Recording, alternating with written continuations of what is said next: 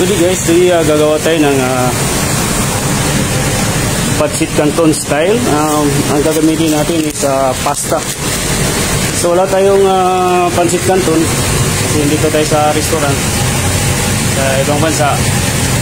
Gamitin yung pasta. May pang stop meal lang to. May tayong leftover na chicken, garlic, mixed vegetables, onion, and then yellow green pepper and bell pepper, red bell pepper, and then capsicum, and carrots, and cabbage. So, ang muna natin gawin, lagay muna natin yung pasta dyan.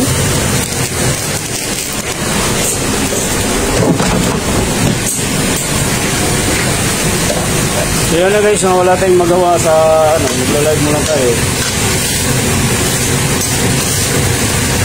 Halo-haloin lang natin ang ating iluluto.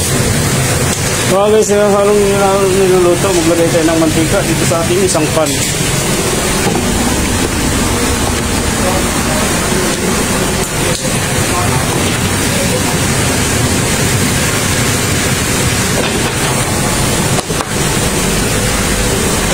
Wala akong cameraman. So dito yun ang pasta. Halo-haloin lang natin yung mga kaunaks ng ating pasta. Makakatipid din tayo kung may mga leftover tayo. Ngayon gusto nilagay lang natin yung ating garlic.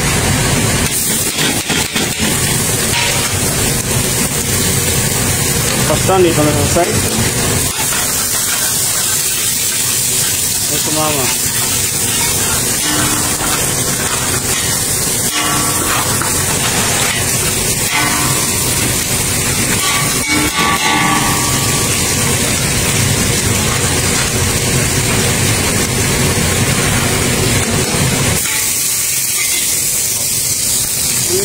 Oh!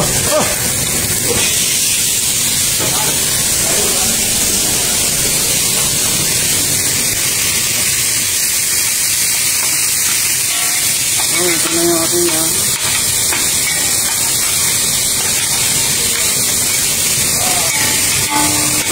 lutuin lang natin. Ito sa mga kaunak, ito lang mga leftover lang to. So, gumagamit tayo dito ng spaghetti.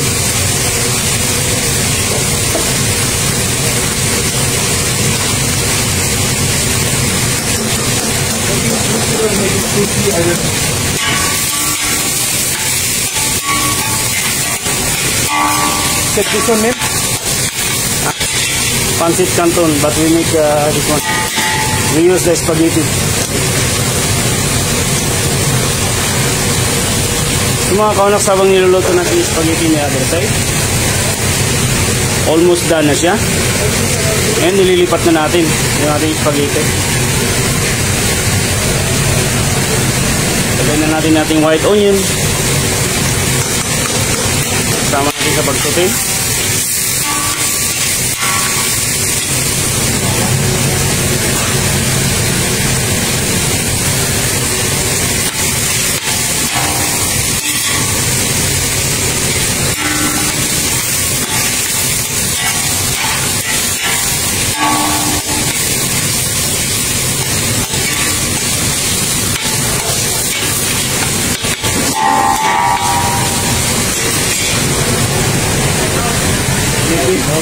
Go there, no? Yung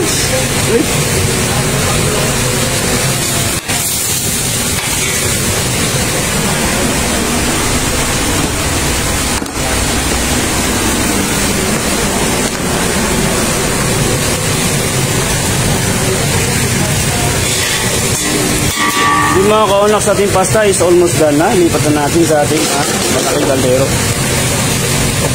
Stop lang natin ating apoy. So, ililipat na natin yan.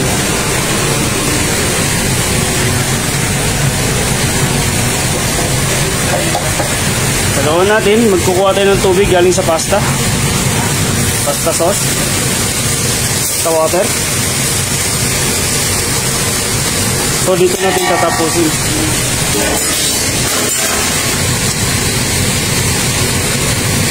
Kuha muna tayo ng tong. Bali, ito yung pagkain namin ngayon. So ako na lang ang hindi pa tapos. So madali lang to eh.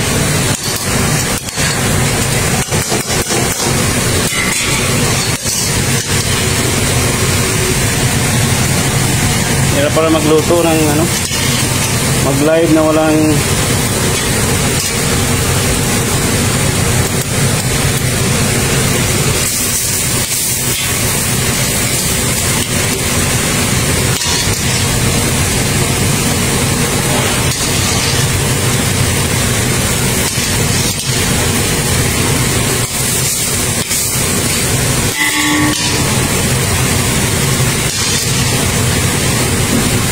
so madali lang itong ating pagluluto nito mga kaunak, hindi na matagal.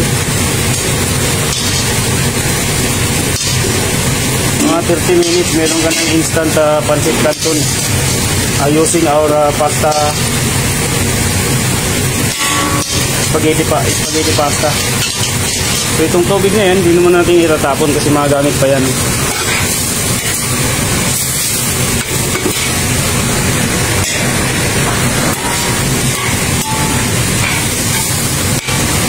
Kasi this time, lulutuin pa natin ng maigi ang ating pasta.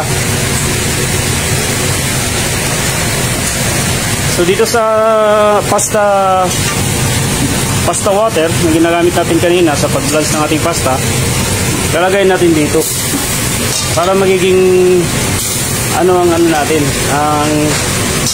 ang ating pasta magiging ano siya, sticky siya. So gamit lang natin dito itong ating mga leftover galing sa stock ng kahapon.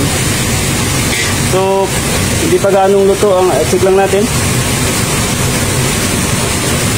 So hindi gaano makita pero may puti pa na, ibig sabihin hindi pa ready at pasta. So lutuin pa natin to mga 5 minutes. Saka natin ilagay yung ating gulay. So kunti na lang lagay lang tayo ng tubig pa kasi kulang pa.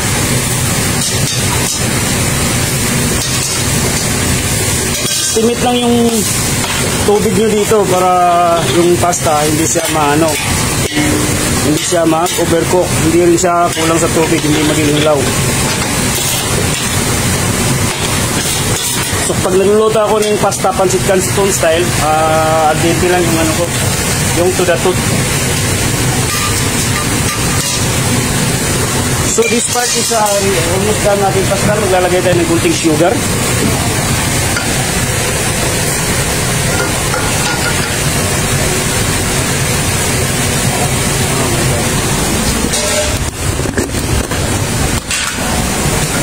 Black pepper powder.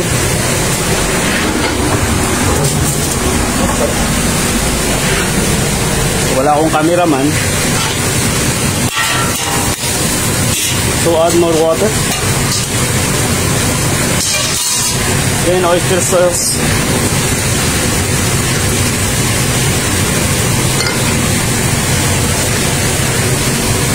Siyempre Asian style, so hindi makakawala yung soya.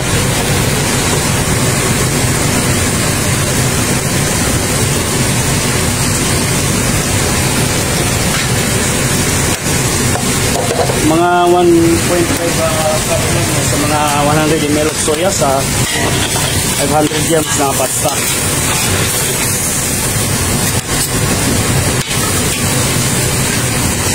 So tikman lang natin.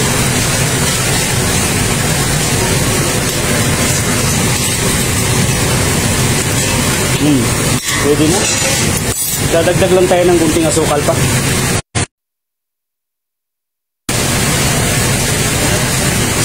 Mga kaanak, sa our pasta is done. So this time lalagyan natin yung ating vegetables. Lulutuin lang natin yung ating vegetables.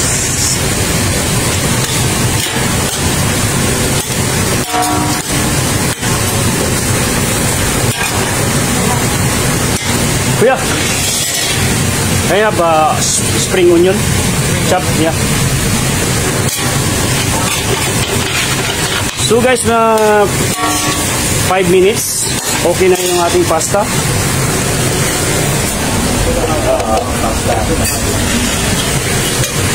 Pancit Canton pasta style.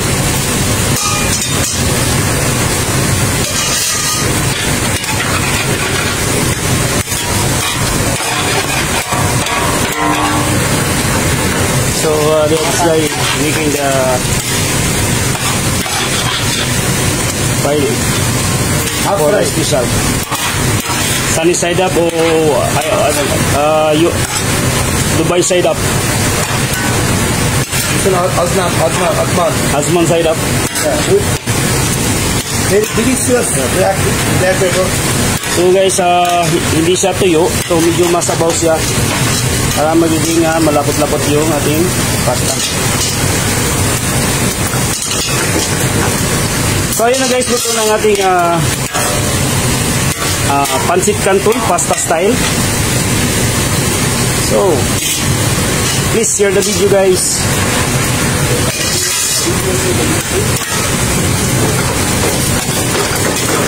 So this pasta is ready. Mana natin?